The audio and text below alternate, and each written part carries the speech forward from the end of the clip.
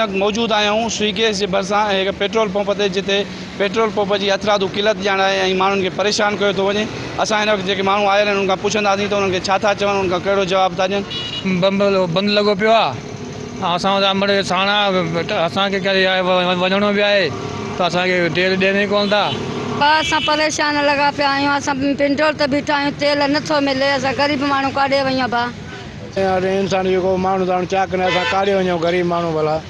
Petrol बंदि लॻा पिया आहिनि, सभु शयूं बंदि लॻी पियूं आहिनि, असां काॾे वञूं ग़रीब माण्हू भला। चवंदा तेल आहे ई कोन, लॉकडाउन लॻी पिया पंहिंजो तेल मिले ई कोन थो। ईअं त माना असांजी गाॾीअ में पेट्रोल न हुयो, हिते आयासीं साईं वारनि खे चयोसीं भाउ तेल ॾियो, त हाणे साईं वारा चवनि था कोई एक्स्ट्रा आहे हाले छा सिस्टम अथनि, असांखे पेट्रोल नथो मिले। तव्हां वीचार ॿुधा, उन्हनि जो इहो चवणो हो त असांखे 3 ॾींहं आहे हिते असांखे स्विगेस शहर में कंहिं बि पेट्रोल पंप ते जेको आहे सो असांखे तेल नथो मिले।